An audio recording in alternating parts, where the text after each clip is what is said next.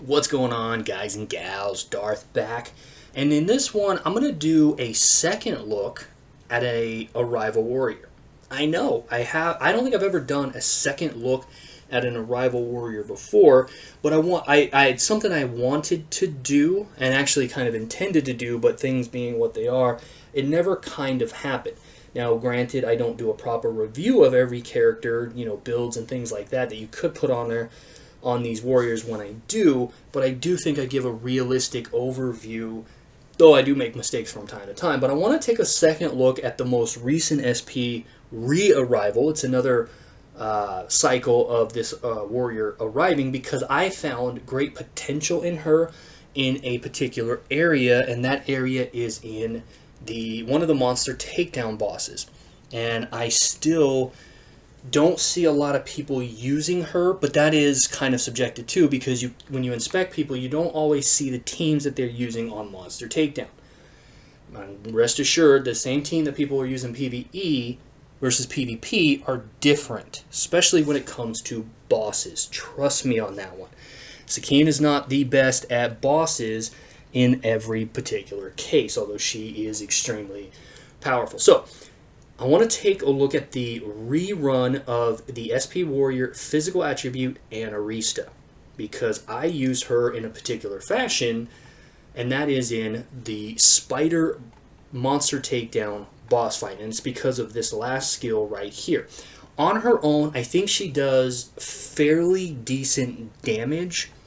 I don't think she's great compared to quite a few other warriors, honestly. And her ability to inflict burn actually isn't all that great either. Let's just do a brief overview before we get to the bread and butter, and then I'll show you that in action. She has pretty standard. She gets an attack up, HP up, crit rate. She can grant herself buffs in battle at the start of every turn, lasts a turn. This is a little wonky, damage versus attack versus crit rate. It's all good. It is what it is. She deals 190% physical damage to enemies at the center of the front row. Basically, if you're on a boss, she's going to hit him. And inflicts coercion. The interesting thing about this is that there's no percent chance to inflict. She actually inflicts coercion. Negative 20% attack and 20% defense reduction for 2 turns. Now, granted, it's not powerful like a 60% damage reduction that some might do.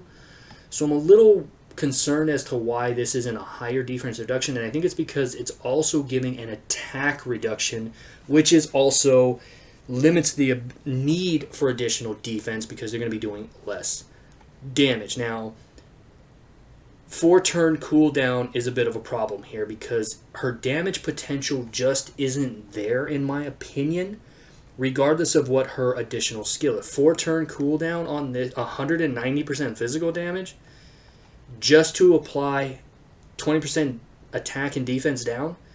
I think that's pretty bad. 4-turn cooldown. This really needs to be a 2-turn cooldown because her damage just isn't there compared to half of the warriors I could list. Now, when you compare this third ability, which is more active than anything, also on a 4-turn cooldown lasting 2 turns, she basically removes all own debuffs, which is kind of cool because she can remove, I want to say, immobilization effects. She grants herself see-through for 2 turns, cannot be removed. See-through basically turns her normal attacks into Scorpion Punch, which only deal 190% physical damage. Again, pretty lackluster considering the triggering of this and the cooldown, and the fact that it ignores 50% defense, but only if she has a burn. So if there's no other burns on your team, you have to rely on her to inflict burn, which she just doesn't excel at inflicting burn, by the way. That's a little weird. So ignoring 50% defense is really strong, but she has to apply the burn herself. And then the cooldowns and everything just doesn't sync on this one. I just don't see it working in her. Not to say that she can't do good damage. That's not what I'm saying. It's just not there. But damage is damage. The reason I wanted to do a rerun on her is because people forget about this last passive. At the start of the turn, she grants free will to people. all allies that cannot be removed. This is a purify skill that cannot be removed with a very high success rate the higher your rank. I'm talking about star level. When affected by an immobilization debuff, 80% chance to remove all immobilization effects immediately. If it does, it removes one free will. Okay? At the start of the turn, she grants free will that lasts for 2 turns. Okay? So she's going to grant you the ability. Now I said purify. Purify generally frees you from most debuffs. What I mean is that she gives you an 80% up to an 80% chance to remove immobilization effects. We're going to talk about her viability against the fish here in just a second, but this is why I like her. Now, at 10 stars, she gets 80%. Even at 9 stars, you get a 60% chance to, I want to say 9 star here. Oh, no, we'll go up to 10, 11 star. It does. I hate that fact that you can't go down to 9 star on this particular screen. But anyways, trust me, 60% chance at 9 star as long as she is leveled up. So make sure that she's leveled up to at least 81 because these effects don't take effect anymore at rank 10. You also have to level them up to a certain level, like 81. This is extremely effective, as I said, at Monster Takedown Spider Queen. Spider Queen specializes in doing poison damage and locking you down.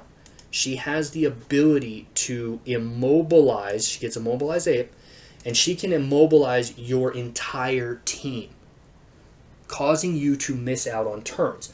The longer you spent immobilized, the less damage you do to the boss. And that is the task that they're trying to get you to overcome.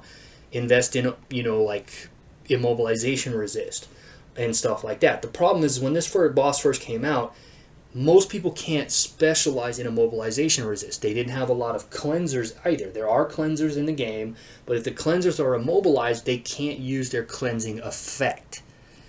So there are some things that you can do, stacking all the immobilization resist, advanced purify rune and stuff on your cleansers, but most people aren't going to do that.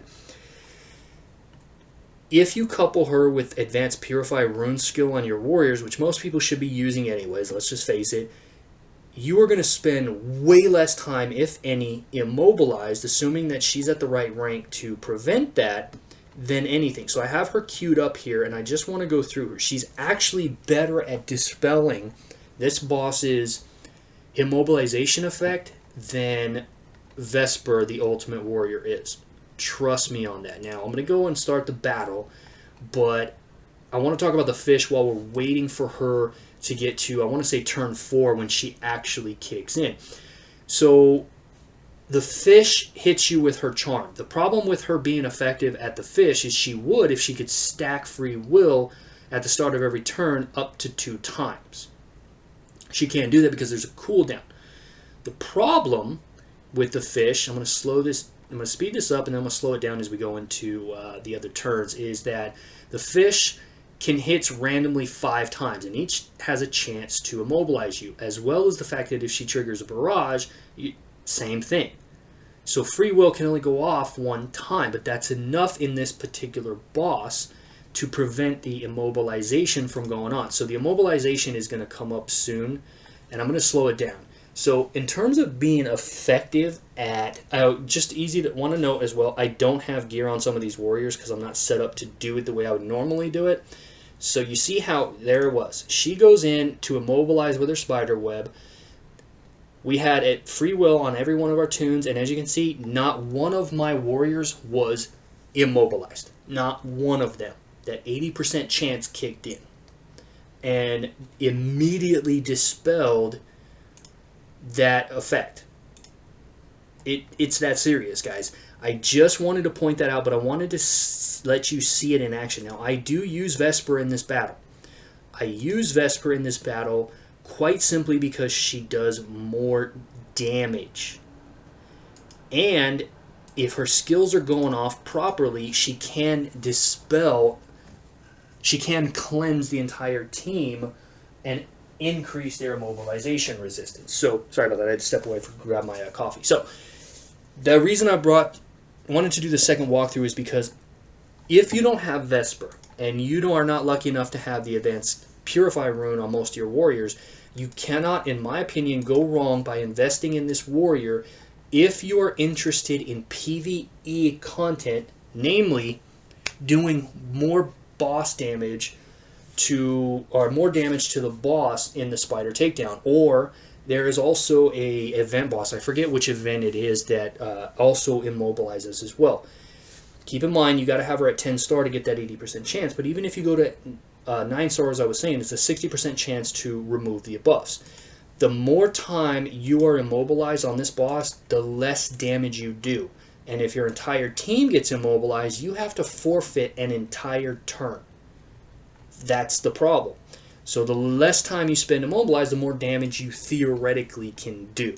And that's the goal here, is to do as much damage as you can. And all I'm saying is that this warrior is really, really well in terms of being able to dispel the Spider Queen's immobilization effects. What do you guys think? Have you actually noticed that about her? Have you used her in the Spider Queen? You will notice your damage go up, and it's because you're immobilized way less, assuming you get her to that particular point. And you don't have to rely on the advanced purify rune to get out of that situation. And keep in mind, even the advanced purify rune, you can still lose an entire turn because it doesn't go off and have its chance until the start of the next turn, which means if it doesn't go off, you're still immobilized. That's it in a nutshell. That's my second take on Anarista. If it were me and you're focused on PvE content, specifically that one boss, I think she's worth investing into. I think you're going to be happy with her for the purpose that I stated. As far as her going in PvP against the fish, I haven't done enough fighting against the fish with her on the team to notice a difference or be able to tell you definitively that she's going to be great. But because of Barrage and the way the fish's skill work, I cannot recommend her being a viable substance against the fish. Just so that I'm covering all bases there, guys. What do you guys think? Let me know in the comments section. Are you going to pull for her? Is this a new light that you might be convinced to pull for her to a certain degree? Let me know. I'll see you guys in the next one.